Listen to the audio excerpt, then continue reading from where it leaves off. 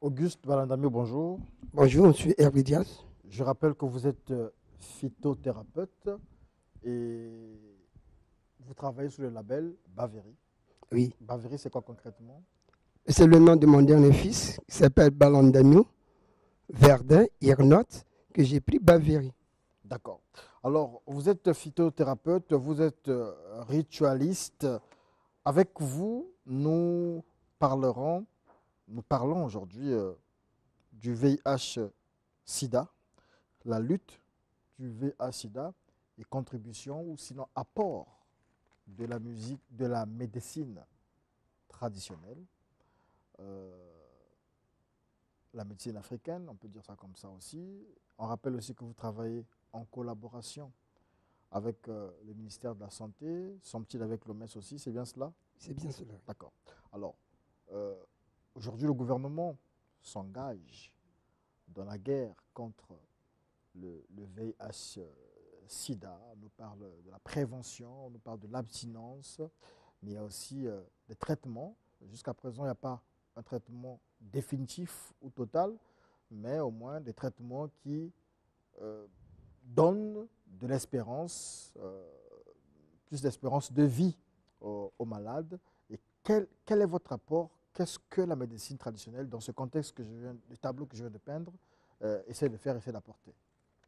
Bien, concernant la médecine traditionnelle, dans le cadre de VIH-Sida, notre apport, c'est de rappeler toujours à nos amis de la médecine moderne ce que le MES nous a dit en 2014, la collaboration des deux médecines.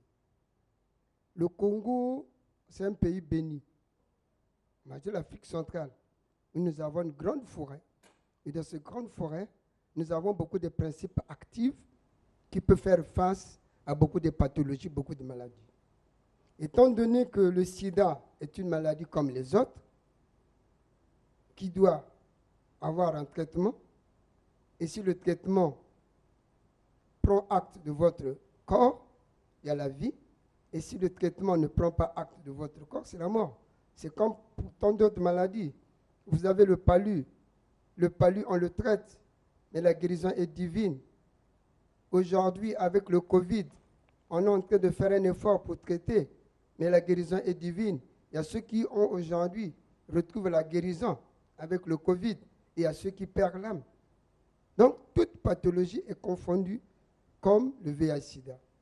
Aujourd'hui, l'apport de la médecine traditionnelle, c'est rappeler que les deux médecines doivent collaborer et qu'avec tout ce que nous détenons, le pouvoir de la plante, nous pouvons faire un pas en avant pour cette collaboration, aider encore nos amis à avoir un plus dans leur vie. Alors, j'ai déjà reçu ici à une époque plus ou moins lointaine, à l'époque où on n'avait que Aréam comme tel, Monsieur Mekamedep, je pense que tous ces gens-là qui, partisans des suppléments alimentaires, qui nous parlaient aussi de l'approche des traitements par les suppléments alimentaires. Nous savons aussi que les malades, les personnes atteintes du sida, sont sous rétroviraux. Dans ces conditions-là, lorsqu'une personne est sous rétroviraux, euh, est-ce que cette personne peut encore faire usage, sinon prendre, consommer des plantes ou des tisanes que vous donnerez si elles existent justement? Oui, mais pourquoi ne pas parler? Pourquoi on parle de la collaboration? On prend dans des pays au niveau asiatique. Est-ce que c'est autorisé de faire ces mélanges-là? Oui, mais si 2014, déjà le maire s'est dit travailler en collaboration, c'est pour dire que les deux médecines, je prends un exemple palpable. J'ai avec moi les dripano, mais je n'ai jamais demandé au dripano de laisser l'acide fluorique.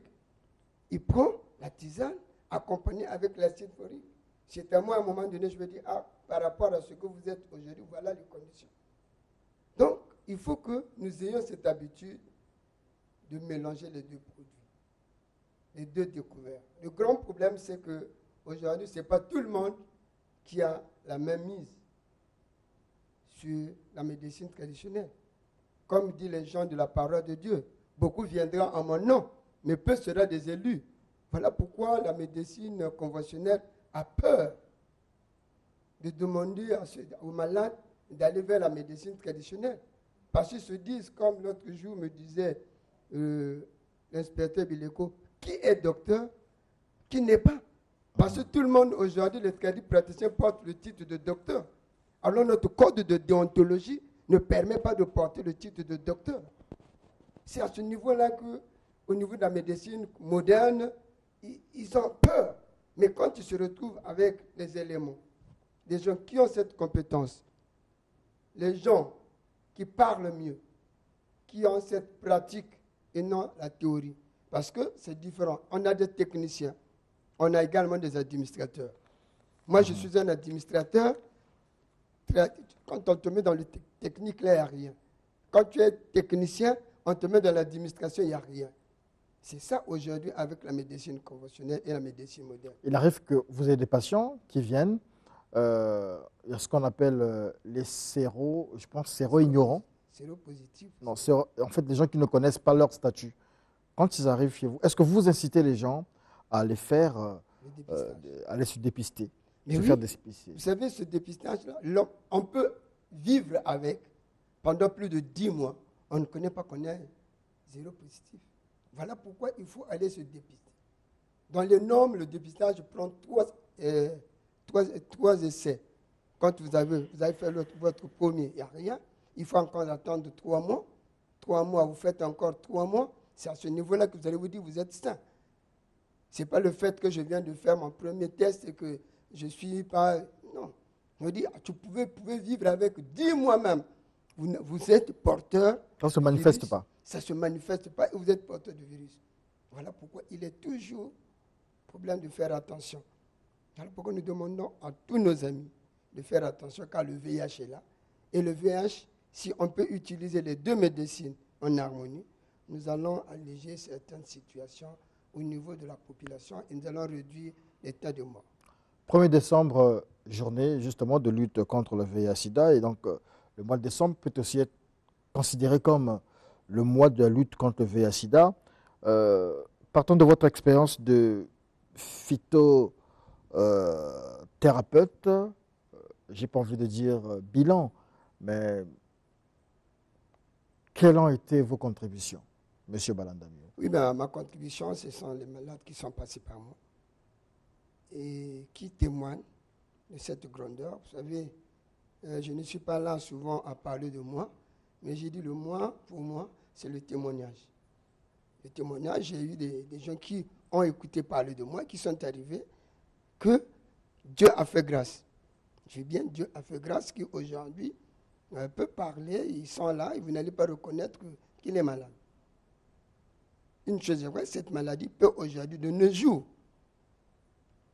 avoir une solution. Vous savez, il y a 2 jours, je viens de suivre à la télé ivoirienne les femmes d'ici. J'ai vu, ils ont parlé du VIH-Sida. Docteur Marie Ofinika Koulibaly qui était là, il a fait preuve que le sida de nos jours a déjà des solutions. Bien, vous pouvez avoir les deux, vous êtes malade, mais dès que vous êtes enceinte en 1 mois, donc vous allez vous déclarer, mais vous allez faire un enfant qui ne sera pas sidéen. C'est tout simplement parce qu'il a cette collaboration et la recherche. Le grand problème, c'est qu'aujourd'hui au Congo, nous devons associer la recherche avec les deux médecines. Médecine traditionnelle. La médecine traditionnelle et la médecine conventionnelle. Oui. Il ne faut pas que les gens se disent, mais qu'est-ce qu'ils sont? Non. On peut avoir la politique de parler, mais on n'a pas la politique de l'art.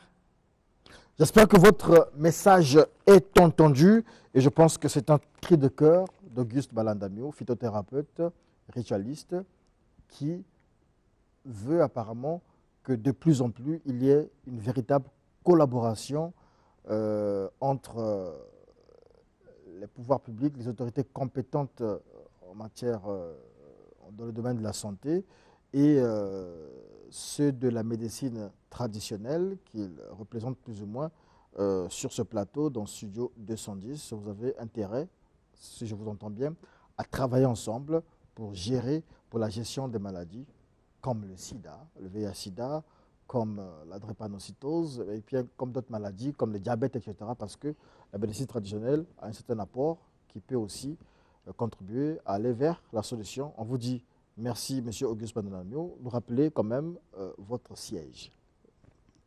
Le siège, c'est à l'arrêt pharmacie de Mokondo, sur l'avenue Cité de 17.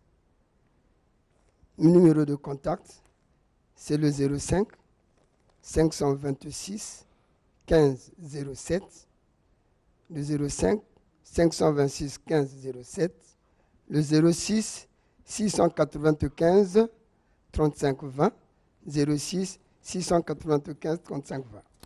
Merci beaucoup, Monsieur Auguste Balandamio, pour nous avoir édifié ou apporté des informations pendant cet entretien. Studio 210 continue avec Maître Rama qui sera reçu par Reich Jourdani Mboussa. Voilà, ils vont parler des chakras et des réalités kémites.